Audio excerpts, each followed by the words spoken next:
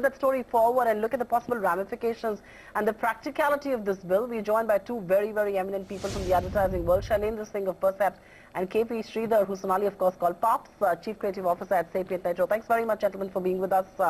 Shailendra, let's begin with you. The Parliament panel believes that brand endorsers should be accountable for the brands. They need to be far more responsible. Is that an argument you necessarily agree with? Well, I think it's an extremely regressive and absurd decision, to be honest. Because I personally believe that there is a sort of limited contract liability, to be honest. And also when you actually come up with such a law, therefore then every possible sort of, a similar person connected to the product, whether it could be the publicity agent, the billboard company, etc., the whole value chain therefore becomes responsible for the product. I mean, this is something that you're starting that you just can't stop, and it makes no sense, to be honest, because a brand ambassador is supposed to just endorse the brand, not the product, to be honest. Let me throw this to Sridhar, because like Shailendra says, he thinks it's regressive. The panel has also actually recommended a 10-year jail term. But how do you expect celebrities to know the processes or claims that a brand makes? How do you expect celebrities to really be involved with the due diligence of as far as good manufacturing practices are concerned? How is this really going to work? It's extremely difficult for anybody else to understand, and it is also extremely difficult for any company to really disclose such information to any celebrity or any third party. It's an impossible thing, which unreasonable and impossible thing which these guys are saying. It will be very difficult to implement also. So it is unheard of anywhere else in the world. I think this is an absurd thing to really put that kind of onus on celebrities. They don't have expertise in technical know-how, and then probably they can hire a lot of lawyers. That's the only thing which they can do with their money, but they will never be able to understand the physics, the chemistry, the mechanics, the standards and other stuff, the processes in which most of the goods are made. Shailendra, you want to hazard a guess on what kind of an impact is this going to have really on the advertising and marketing industry if this does go through? Do you think you can quantify it, or what's your sense? How much of a blow is this going to be for the industry? Huge. I mean, today 80% of the mainstream brands of the country are using celebrities, because celebrities are a shortcut. They are instant success for brands and advertising campaigns. So it is a loss of revenue for the industry per se, which is the communication industry, loss of revenue for the celebrities, the sports stars, the Bollywood stars, the musicians, etc. All of them actually going to lose huge amount of money. Lastly, the most important point, forget about the economics.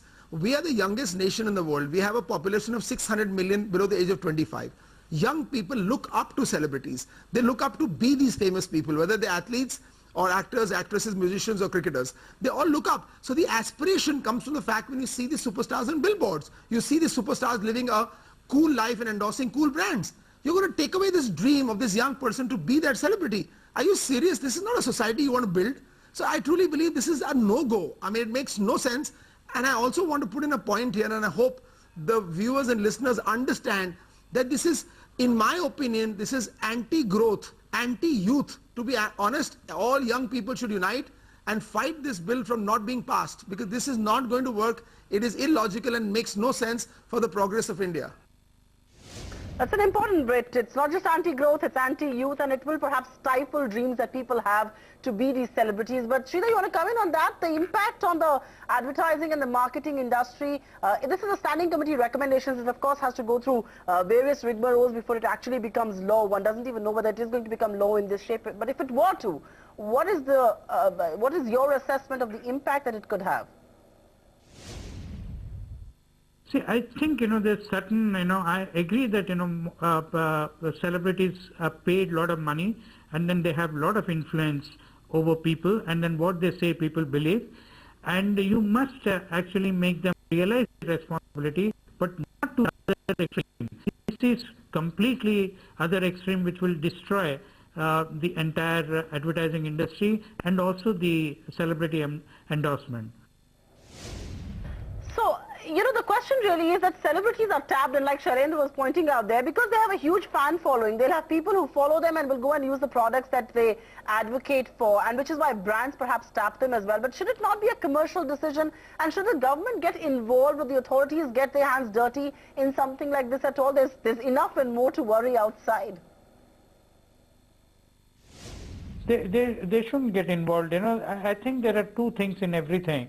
One is legality of it, and then the second, the morality of it. I think celebrities should exercise their morality, and then they should be responsible. They must check to the best of their ability whether it is morally correct or whether it is officially and legally sold, made in a proper way. So they should only be responsible up till then. Rest should lie with the marketers and also the manufacturers, because it's impossible to put that kind of restrictions on celebrities. Of course, because they have a huge following, and then they have a reputation also running behind every endorsement which they are doing. They should be responsible to an extent of not doing things which are not legally allowed, not doing things which they morally feel, sexist ads or any of those which has got moral issues attached to it. They should refrain from all that to safeguard their own reputation. But beyond that, you shouldn't push them to really take onus on manufacturing and other defects. Shailendra, I'm going to let you have the last word. Like Supriya was pointing out, this isn't final yet, this isn't law yet, several processes that it needs to go through. Tell us, what is your message to the standing committee that has made this recommendation? My message is simple to Government India, that Government India has enough regulatory bodies to ensure that the products that the consumers are consuming in this country are correct and certified by them. That should be fair and enough authentication. If somebody has to be held responsible, it should be these authorities that are licensing the products. Why blame the celebrities, the media, the billboard guy, the guy who makes the box for Britannia biscuits? This is insane, makes no sense. Focus on your regulatory systems, your governance, and where you certify these products. And that is the cure for the problem, not to penalize popular celebrities or all popular brands that gives you the eyeballs and TRPs. Shailendra and Sridhar, thank you so much for joining in on India Tonight with that quick perspective. That's the view of the advertising and marketing industry. But let's tell you what is our view, and here's ET Now opinion on that big story. Holding brand ambassadors accountable for the brands they endorse is nothing short of ludicrous. Celebrities don't make products, companies do. It's time the government realizes that. And more than anything else, I think the government's hands are actually full. They have enough and more to do outside of brand endorsements. But on that